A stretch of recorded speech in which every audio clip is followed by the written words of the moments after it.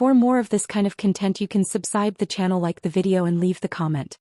A klaxon wailed through the outpost, its sharp mechanical cry splitting the quiet of the late-cycle dusk. Mark Tennyson barely had time to put down his welding torch before the emergency channel crackled to life in his ear. Unidentified craft down, Sector 7, the dispatcher announced, her voice clipped with urgency. Possible hostile. All available personnel respond. Mark swore under his breath. His shift was supposed to be over. The colony's perimeter was vast, and with the military stretched thin, men like him, engineers, technicians, ex-soldiers who never fully left the life, were expected to double as responders when things went sideways. He grabbed his rifle from the rack, checked the charge, and stepped outside. The night sky still simmered with the afterglow of re-entry, a jagged streak of burning atmosphere that led toward the black silhouettes of the ridge beyond the outpost. Mark's stomach tightened. That wasn't just a stray meteorite. Someone had come down hard. By the time he reached the crash site, the air was thick with the acrid tang of scorched metal. A sleek, obsidian-hued craft lay partially buried in the dirt, its hull cracked and hissing with escaping coolant. No insignia, no clear markings, definitely not one of theirs. He raised his weapon, scanning the wreckage with a practiced eye. Movement flickered in the shadows. A figure, tall, humanoid, moving with a limping urgency, emerged from the smoke. Mark tensed, finger tightening on the trigger. Then the figure turned and the breath caught in his throat. She wasn't human. Not entirely. The woman, if that was the right word, had smooth, gunmetal gray armor clinging to her form, shifting with her movements like a second skin. Not mechanical, not rigid, but something organic, something alive. Her eyes, luminescent and slitted like a cat's, locked onto him with a mixture of desperation and determination. She raised both hands, palms out in a universal gesture of surrender. Her voice, though slightly distorted, came through the translator embedded in her collar. "Do not shoot." Pause. Then more softly, "Please." Mark hesitated. She was alone. No weapons in sight. But that didn't mean she wasn't dangerous. "Identify yourself," he ordered. "I am," she faltered as if the words themselves were a weight. "I am running." A rush of static filled the air as his calm crackled. Another voice, colder, official. "Tennyson, we've got incoming, 3 signatures armed, not ours. Get clear of there." The woman flinched at the transmission. "They are coming," she whispered, her gaze darting toward the ridge. She took a step toward him. "If they find me, I will not leave this place alive." Mark's gut twisted. He wasn't naive. He'd seen refugees before, soldiers on the wrong side of wars they never wanted to fight. But there was something about the way she stood, rigid but trembling, as if bracing for the inevitable. Not a soldier. A fugitive. A sharp, unnatural hum filled the air. Over the ridge, 3 figures crested the horizon, backlit by the glow of their hovering transport. They were clad in heavy exo-armor, bulkier than the woman's, weapons drawn and scanning the wreckage below. A distorted voice carried through a voice amplifier. "Fugitive unit, surrender immediately." She went rigid, every muscle in her body locking in place. The armor along her arms flared slightly, small veins of pale blue light flickering beneath the surface. Mark realized suddenly that she wasn't just wearing it. It was part of her. One of the hunters raised a device, a pulsing beacon that sent arcs of energy through the air. She recoiled violently, her breath hitching in pain. Mark made his decision in the space of a heartbeat. "Move," he hissed, grabbing her wrist and dragging her toward the outcropping behind them. She didn't resist. They sprinted together, her movements surprisingly fluid despite her injuries. Behind them, the armored figures opened fire, plasma bolts searing the ground where they'd stood a second before. Mark ducked behind a jagged rock, pressing her down beside him. She was breathing hard, chest rising and falling against the confines of her armor. "They will not stop," she said between gasps. Mark risked a glance over the rock. The hunters were advancing in formation, methodical and relentless. They weren't just here to capture her. They were here to end this cleanly. No loose ends.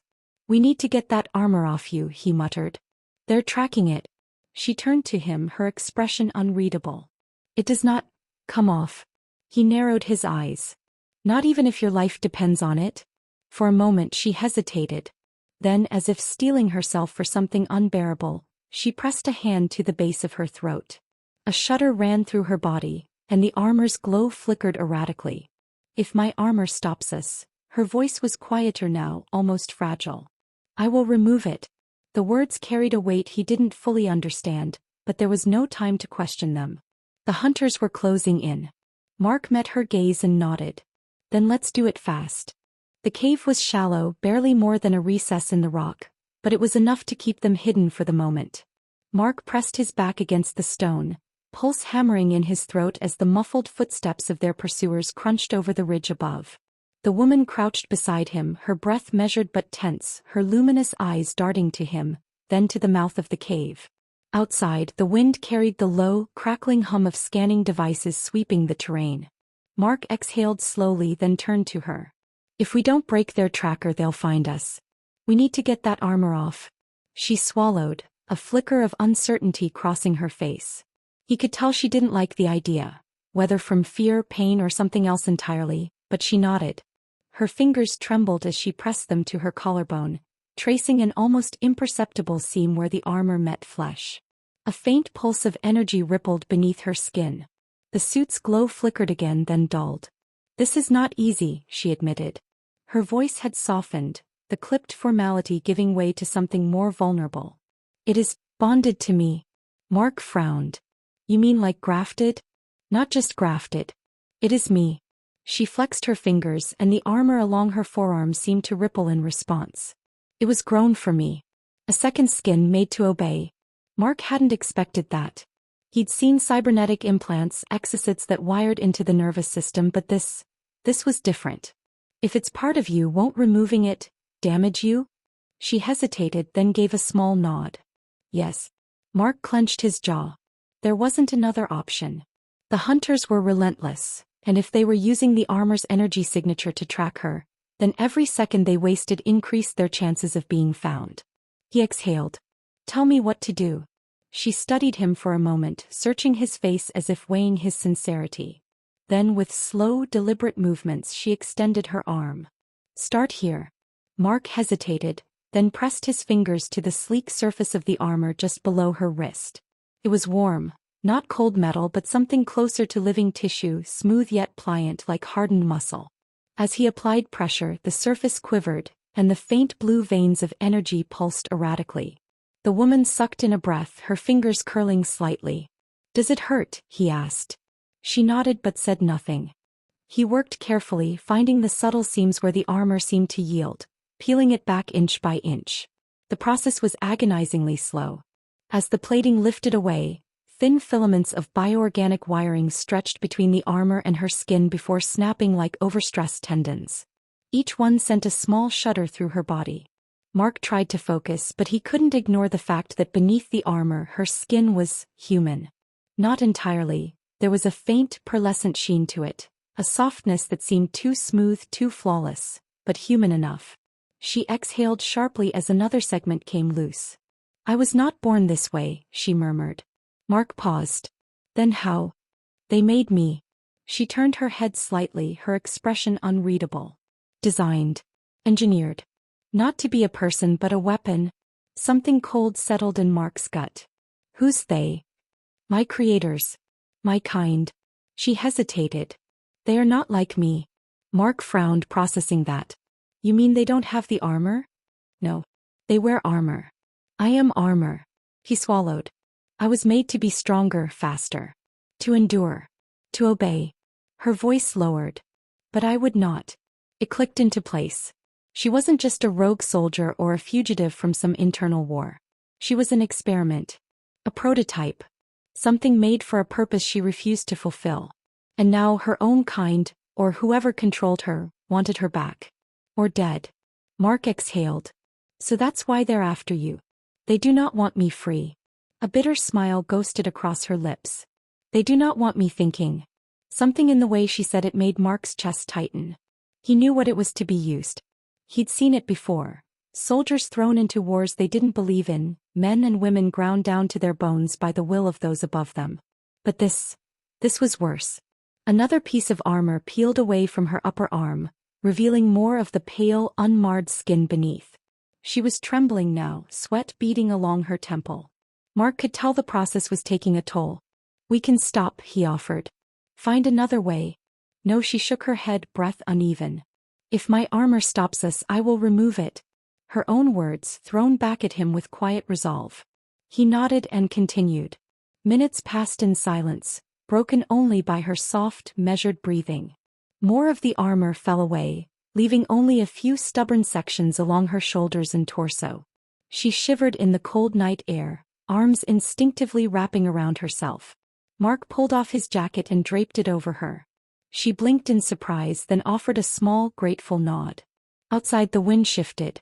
The faint hum of scanning drones grew louder. The hunters were close. Mark met her gaze. "They won't stop looking." "I know.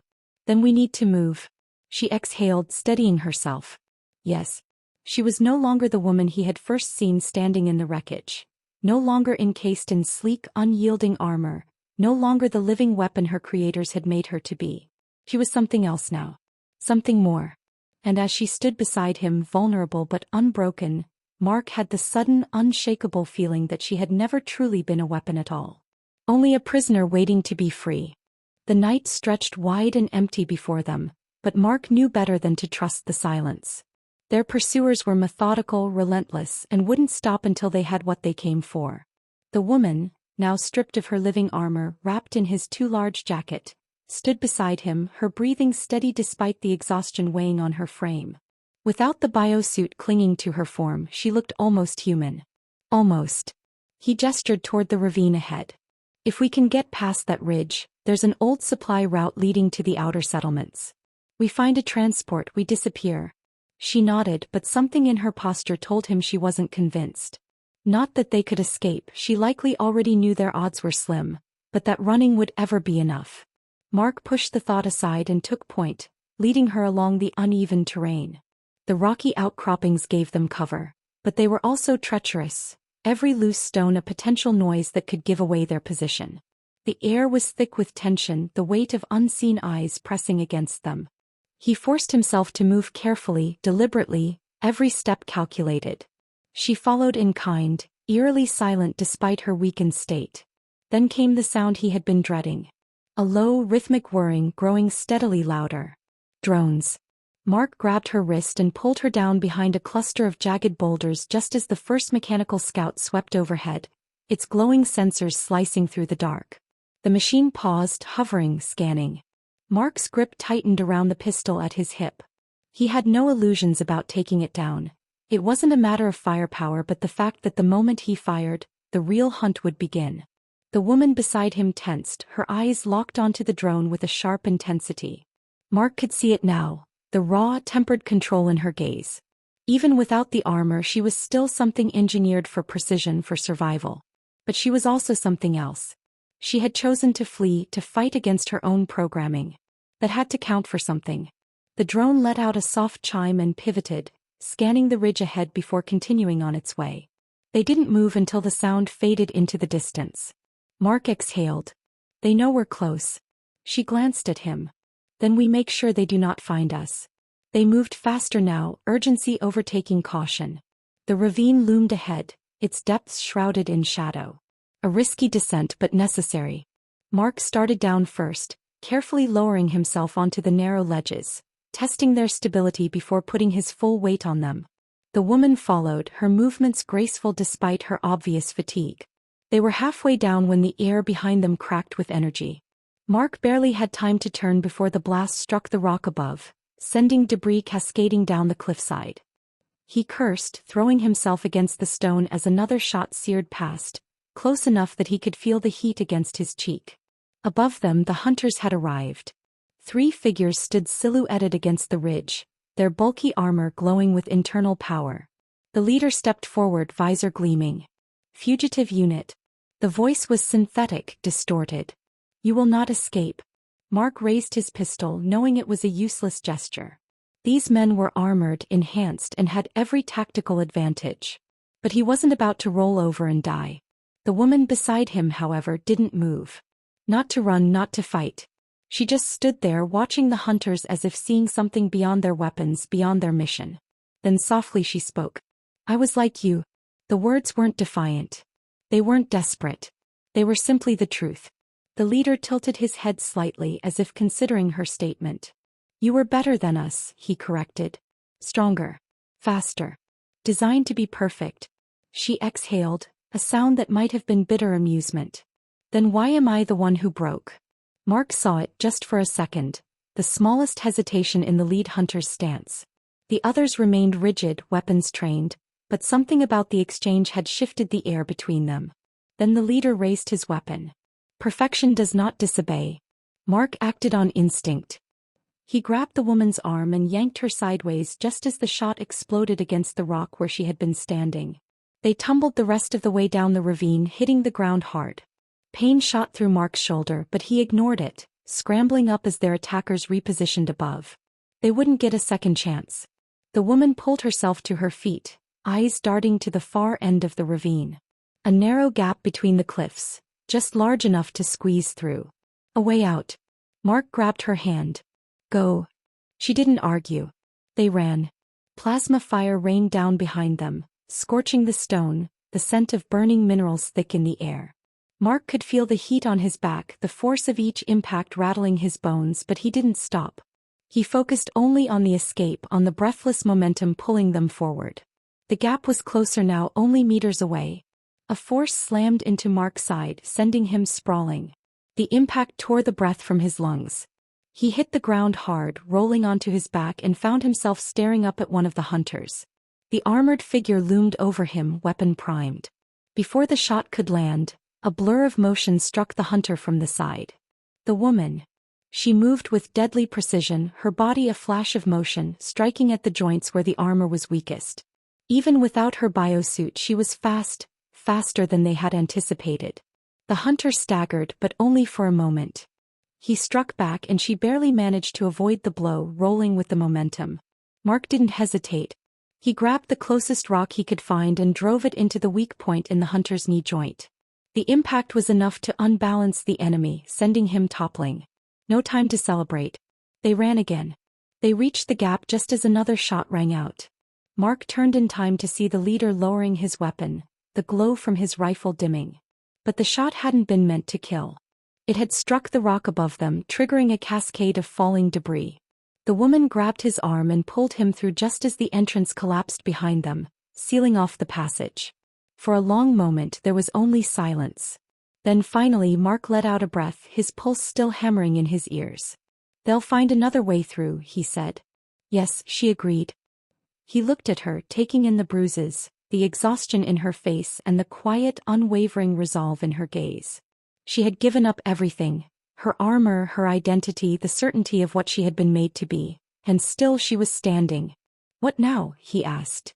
She turned her eyes toward the distant horizon. The sky was just beginning to lighten, the first hints of dawn painting the landscape in muted gold. We keep going, she said. Mark nodded, flexing his aching fingers. He didn't know what lay ahead, only that there was no turning back. So they kept walking. The air beyond the ravine was thinner, colder. Mark's breath came in slow, steady exhales as he and the woman pushed forward, their steps measured against the uncertainty of open ground. The dawn stretched wide across the horizon, casting long shadows over the barren landscape. No cover. No time to rest. The rockfall had bought them moments, nothing more. The hunters would find another route, recalibrate their scanners, and continue the pursuit. Mark stole a glance at her. Without the armor, she looked smaller somehow, more vulnerable, but there was no hesitation in her stride. She had made her choice. Now she had to live with it. We need a transport, he said.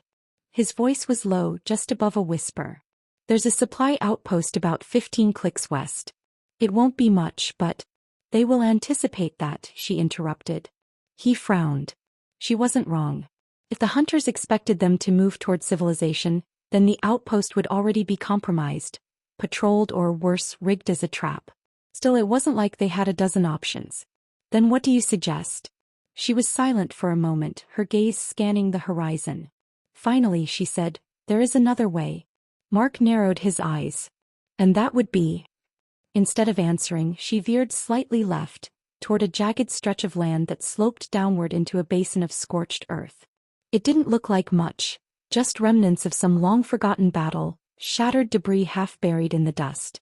But as they approached, Mark realized what it really was. A graveyard of ships. Old wreckage lay scattered across the terrain, their metal hulls rusted and broken. Some were barely recognizable, their designs alien and twisted from years of neglect. Others were more familiar, remnants of human vessels from wars long past, gutted and scavenged for parts. It was a graveyard but not a dead one. Mark could see the signs of movement, faint traces of life in the way some of the wrecks had been reinforced, turned into makeshift shelters. Scavenger territory, he muttered. The woman nodded. And away off this world. Mark exhaled. Scavengers weren't the most reliable people, but they had ships, patched together, barely functioning ships, but ships nonetheless. The problem was getting one without getting killed in the process. He followed her deeper into the wreckage, careful not to disturb the loose debris. The air smelled of rust and old fuel, the scent of machinery left to decay under the weight of time. Shadows shifted between the husks of ships, figures darting out of sight. They were being watched. Mark had dealt with scavengers before. Most were survivors, people who had lost everything and built their own kind of civilization out of the ruins. Some were worse. Cutthroats, thieves, opportunists looking for the next desperate fool to exploit. He wasn't sure which kind they were dealing with yet. The woman didn't slow. She walked with quiet confidence, her movements careful but deliberate, as if she knew exactly where she was going. Mark kept his hand near his weapon just in case. They didn't have to wait long. A figure emerged from the wreckage ahead, stepping out from the shadows of a half-buried freighter. A man, tall, wiry, wrapped in layers of patched-together fabric and reinforced armor plating. His face was half covered by a breathing mask, but his eyes were sharp, glinting with amusement as he took them in. "Well now," the man drawled. "Ain't often we get guests." Mark tensed. "We need a ship." The scavenger let out a low chuckle. "Oh, I bet you do." His gaze flickered to the woman, lingering just a moment too long. "Pretty thing like her. Bet she's worth a hell of a lot to someone." Mark felt her shift beside him, her stance subtly shifting toward defense. He spoke before things could escalate. "We're not for sale." The man tilted his head, considering. "That's so." Mark kept his expression neutral. "We're looking to trade. Passage off-world." Another chuckle, but this one was different. Less amused, more calculated. "And what exactly do you have to trade, stranger? Because last I checked, desperation ain't got much value." Mark glanced at the woman. This was dangerous ground. Scavengers respected strength, leverage. Show too much need and you became a target. The woman exhaled softly. Then without a word she stepped forward and lifted her hand. For a moment Mark wasn't sure what she was doing. Then he saw it. A faint residual glow beneath her skin, flickering where the last traces of her armor had been. The scavenger saw it too. His eyes widened just slightly before he schooled his expression into something unreadable. "Now that is interesting." Mark stepped closer. "You get us a ship and you get a piece of it." The man didn't answer immediately. He was weighing the offer, trying to decide if it was worth the risk. Finally he let out a low whistle. "Risky deal that. Getting you off-world ain't exactly subtle. Your friends are already sniffing around." Mark's jaw tightened. So the hunters were close. The scavenger grinned as if he could read his thoughts. "But I do like a good gamble." He turned, motioning for them to follow. The woman hesitated. Mark could see it in the set of her shoulders, the way her hands curled slightly. She didn't trust this. Neither did he. But they didn't have a choice. So they followed. The scavenger led them deeper into the graveyard, weaving through the ruins until they reached what passed for a settlement. An enclave of repurposed ship hulls, strung together by metal walkways and patched with salvaged panels. There were others here watching from the shadows. Mark felt the weight of their stares, the unspoken tension that came with being outsiders in a place where survival meant knowing who to trust and who to betray. The scavenger led them to a rusted-out transport, its hull barely intact, its engines exposed. It was no warship, no sleek cruiser. But it was a ship. And it could fly. Mark exhaled. "How soon can we leave?" The man grinned. "Depends. How soon can you hold up your end of the bargain?" The woman stepped forward. "Now." Mark glanced at her. There was no hesitation in her eyes. She had made her decision. And whatever happened next, there was no turning back. The scavenger's grin lingered as he studied the woman, eyes glinting with something between curiosity and greed. He had seen something valuable in her, perhaps more than she intended to show. Mark didn't like it. He had dealt with men like this before, men who bartered in desperation and thrived on the misfortune of others. The woman had made her offer, but that didn't mean they were safe. Not yet. The rusted-out transport loomed behind the scavenger, its hull stripped down to bare essentials. It wasn't built for comfort or combat, just movement. That was all they needed. A way out. A head start. But scavengers never handed anything over freely. The man crossed his arms, tilting his head as if weighing invisible scales. So, you'll give me a piece of that? His gaze flickered to the faint glow under her skin. Seems like a raw deal. You walk away with a ship. I get what? A fragment. She was unfazed. You would not survive taking more. Mark stiffened, but the scavenger only laughed. Spoken like someone who's had to carve pieces of herself away before. The woman didn't answer. She only held out her hand, palm up, fingers curling slightly. A hum pulsed beneath her skin, the last remnants of her discarded armor stirring in response. It was barely there, more echo than power, but the scavenger saw it. He wanted it. He took a slow step forward, then another, before pulling a small, jagged device from his belt. Mark recognized it immediately.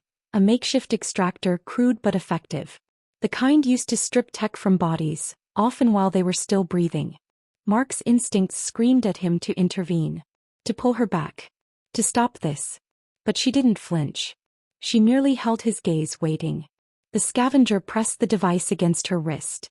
A faint tremor passed through her, barely perceptible, but Mark saw it.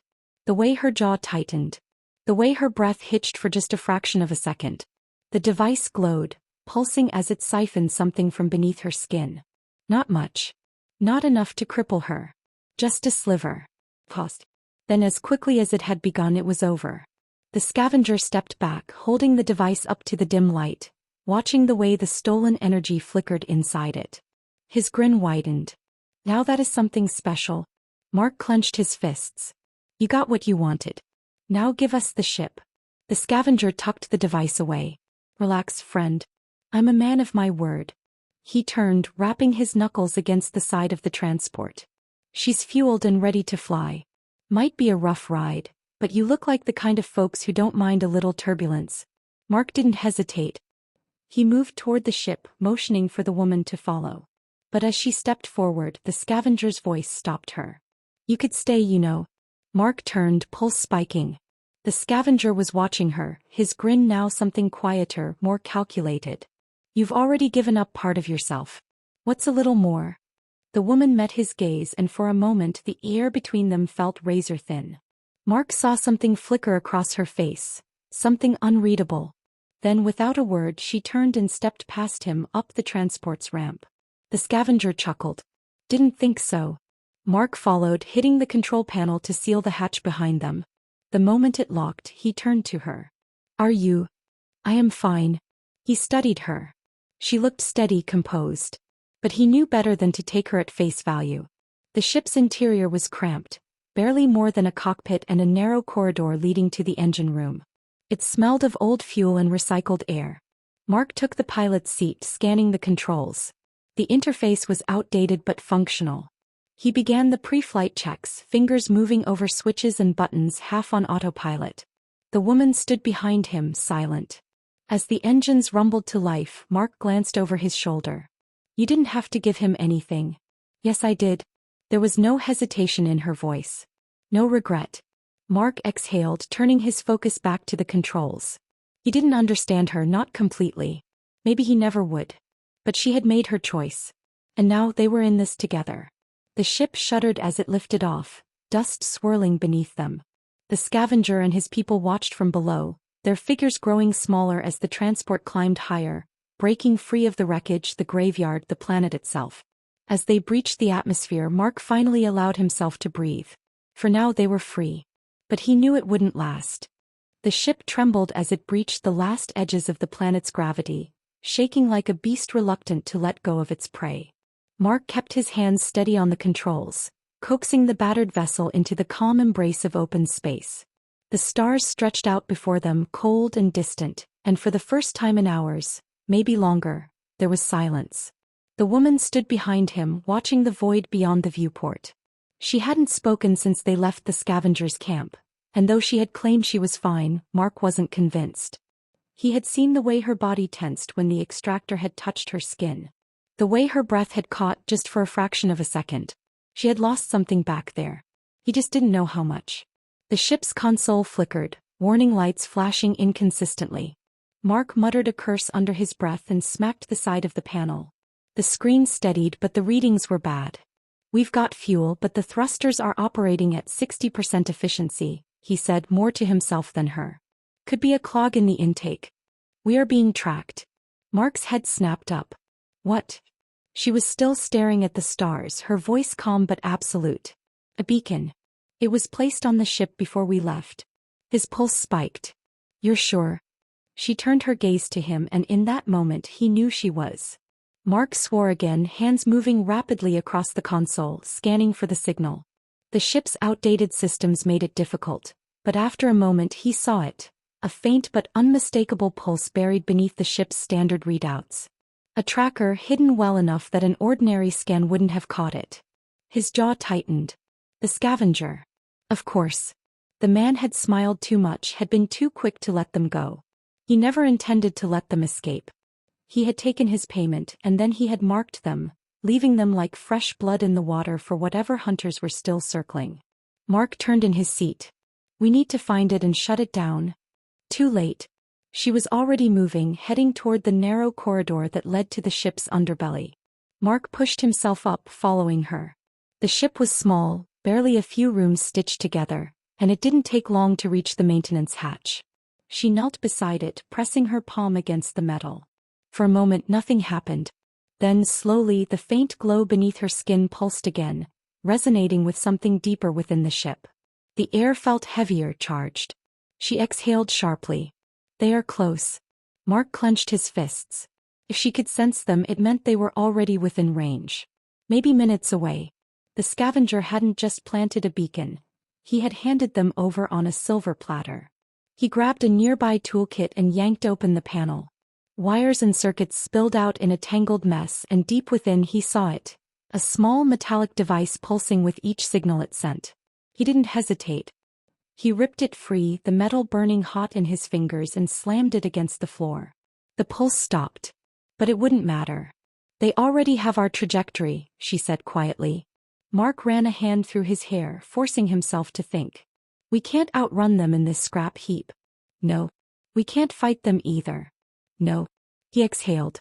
"So we hide." She tilted her head slightly, considering. "You have a plan." "Something like that." He was already moving back toward the cockpit. She followed without hesitation. Mark dropped into the pilot's seat, scanning the system map. The ship didn't have much in terms of long-range navigation, but he didn't need distance. He needed cover. He zoomed in on a cluster of celestial bodies ahead. A belt of shattered moons, debris from an ancient collision. A graveyard of rock and ice. A hiding place. "We head for the belt," he said. "If we mask our signature and cut the engines at the right moment, we might just disappear." She studied the display. "Risky." "Yeah, well, I'm out of better ideas." She didn't argue. Instead, she took the seat beside him, her hands resting lightly on the console. "I will help." Mark didn't ask how. He simply nodded and pushed the ship forward. The thrusters roared in protest, struggling against their weakened state, but the transport surged ahead. The debris field loomed closer, jagged rocks glinting in the distant light of a dying star. It was a chaotic, shifting labyrinth, perfect for losing a tail if they didn't get crushed first. Mark adjusted their trajectory, weaving between the larger fragments. His knuckles were white against the controls. The woman beside him was still, her breathing even, as if she were listening to something he couldn't hear. A proximity alarm blared. Mark's heart lurched. He checked the scanners. 3 ships. Fast. Predatory. Closing in. The hunters had arrived. He gritted his teeth. "Hold on." He cut the main thrusters, letting inertia carry them forward. The ship drifted into the debris field, swallowed by the endless expanse of rock and ice. Mark flicked several switches. diverting power to the hull's weak electromagnetic plating. If it worked, it would mask their heat signature just enough to blend in with the debris. If it didn't, the woman reached out, her fingers grazing the console. That same faint glow returned, barely perceptible, but Mark felt it. A shift in the air, like the ship itself had exhaled. He didn't ask what she had done. He just hoped it was enough. The enemy ships swept in, their searchlights piercing the dark. Mark held his breath. Seconds passed. The lights moved on. He exhaled. The hunters didn't fire. Didn't pursue. They drifted past, their scanners flickering over the debris, searching for a signal that no longer existed. Mark stayed still, his hands hovering over the controls, waiting. Then, finally, they turned away, disappearing back into the void. It was only when the last of them was gone that Mark let himself breathe again. He turned to the woman. She was already looking at him. "We are not safe," she said. "No," he agreed. "But we're still alive." She considered that for a moment. Then slowly she nodded. Mark set his hands back on the controls. The stars stretched before them once more, endless and waiting. They weren't free. Not yet. But they would be. The ship trembled as it breached the last edges of the planet's gravity, shaking like a beast reluctant to let go of its prey. Mark kept his hands steady on the controls, coaxing the battered vessel into the calm embrace of open space. The stars stretched out before them, cold and distant, and for the first time in hours, maybe longer, there was silence. The woman stood behind him, watching the void beyond the viewport. She hadn't spoken since they left the scavengers' camp, and though she had claimed she was fine, Mark wasn't convinced. He had seen the way her body tensed when the extractor had touched her skin. The way her breath had caught just for a fraction of a second. She had lost something back there. He just didn't know how much. The ship's console flickered, warning lights flashing inconsistently. Mark muttered a curse under his breath and smacked the side of the panel. The screen steadied, but the readings were bad. "We've got fuel, but the thrusters are operating at 60% efficiency," he said, more to himself than her. "Could be a clog in the intake. We are being tracked." Mark's head snapped up. "What?" She was still staring at the stars, her voice calm but absolute. "A beacon. It was placed on the ship before we left." His pulse spiked. "You're sure?"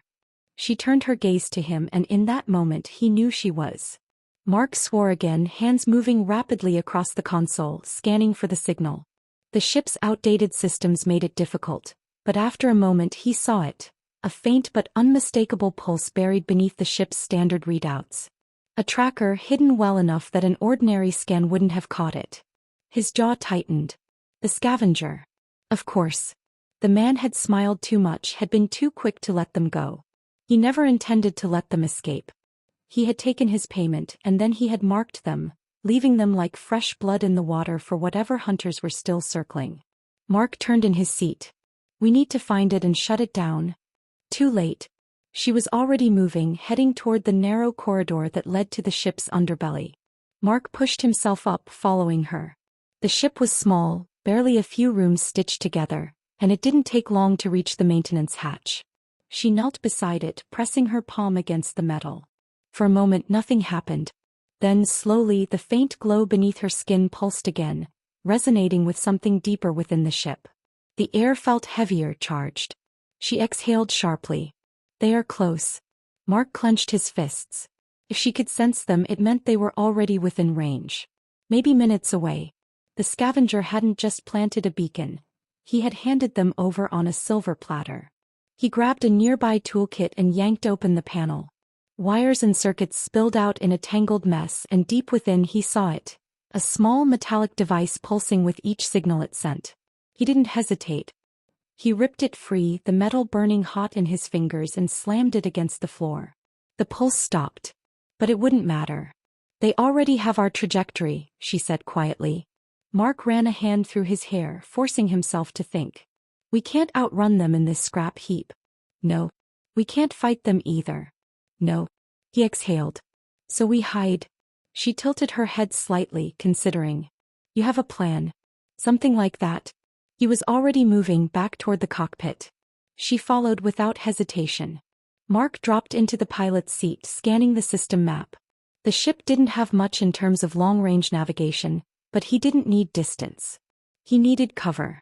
He zoomed in on a cluster of celestial bodies ahead, a belt of shattered moons, debris from an ancient collision. A graveyard of rock and ice. A hiding place.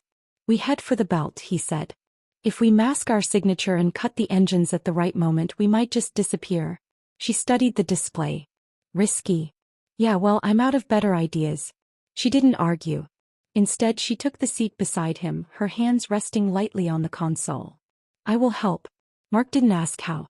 He simply nodded and pushed the ship forward. The thrusters roared in protest, struggling against their weakened state, but the transport surged ahead. The debris field loomed closer, jagged rocks glinting in the distant light of a dying star. It was a chaotic, shifting labyrinth, perfect for losing a tail if they didn't get crushed first. Mark adjusted their trajectory, weaving between the larger fragments.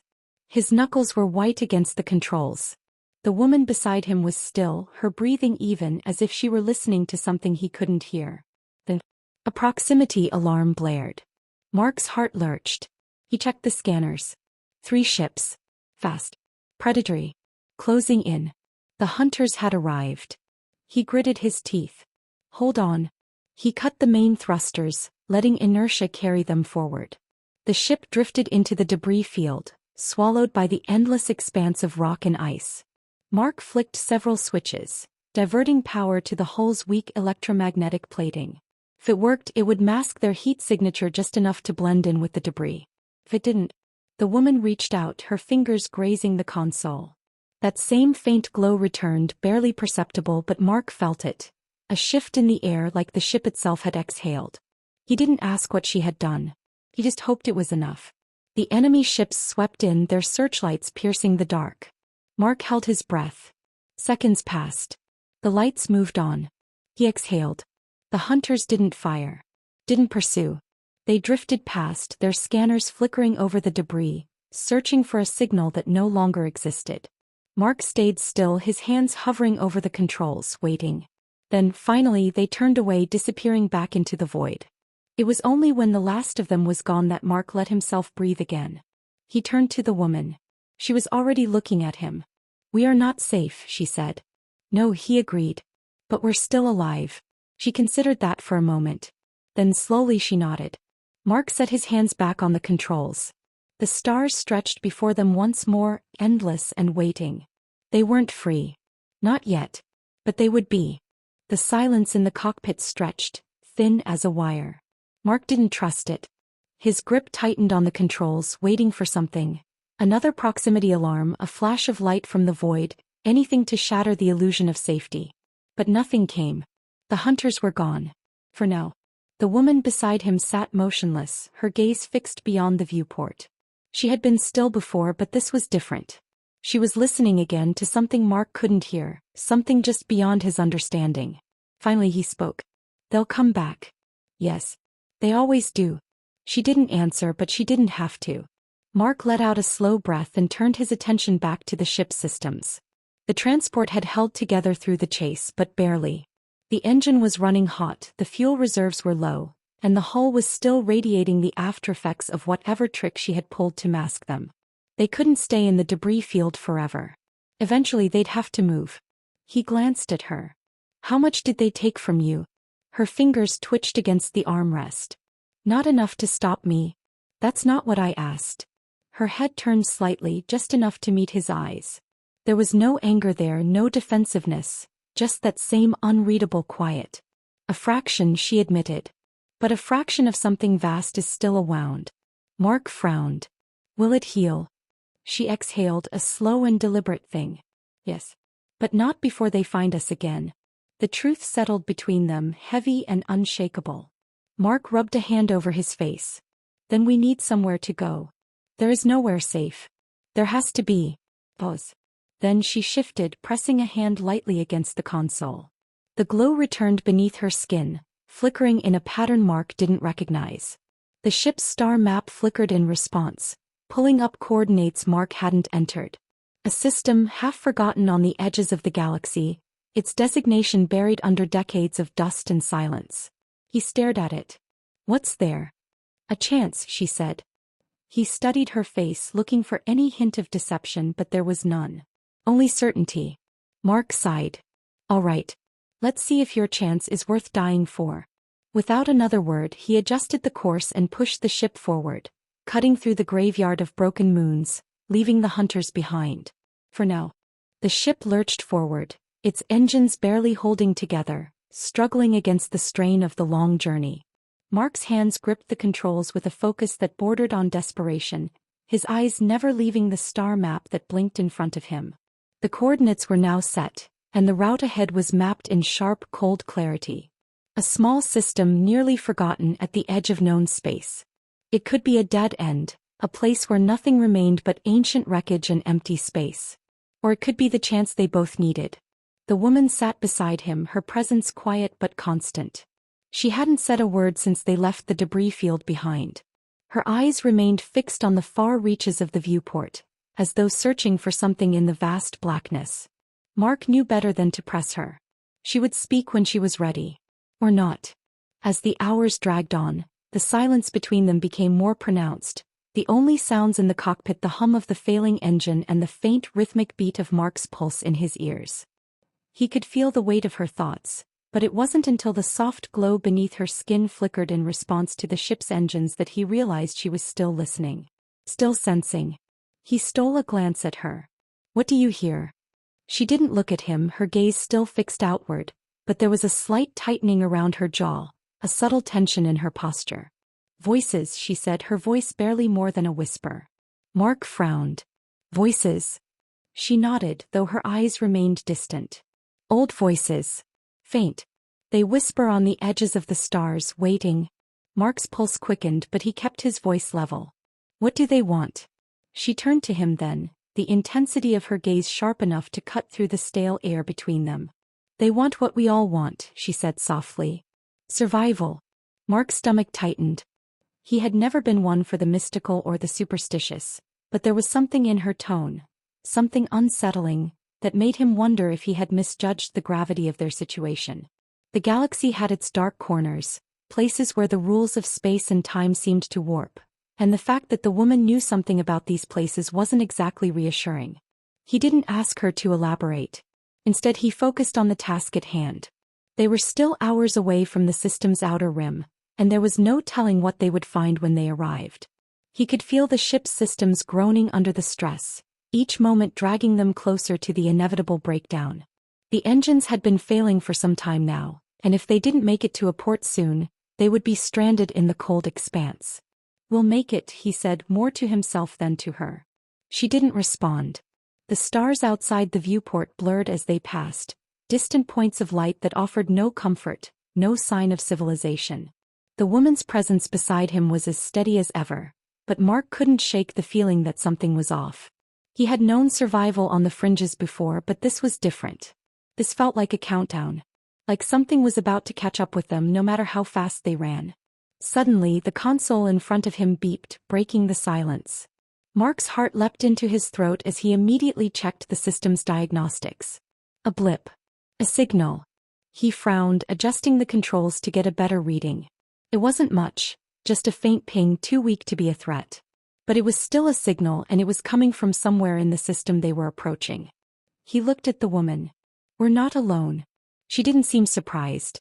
No. Before he could ask her more, the ship's scanners picked up something more substantial. A larger vessel stationary just beyond the outer rim of the system. It was an old design, no longer in service, but clearly still operational. Mark's pulse quickened. He didn't like the idea of running into anyone at this point, especially not in a vessel like theirs. Whoever this was, they weren't likely to be friendly. The chances of finding an ally out here were slim. "We need to check it out," Mark said, more to himself than anyone else. Without waiting for a response, he adjusted their course, aiming for the unknown ship. It loomed in the distance, a hulking wreck of metal and rust, its engines silent. As they drew closer, the woman's breath caught.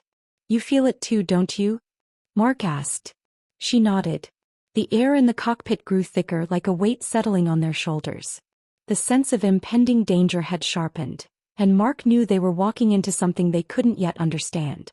As the ship slid into the shadow of the derelict vessel, Mark felt a sense of foreboding settle in his chest. He brought the transport alongside the larger wreck and killed the engines.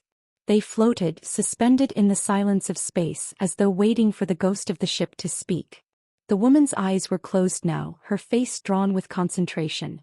She wasn't looking at anything in particular, but her presence seemed to ripple with an energy Mark couldn't quite place.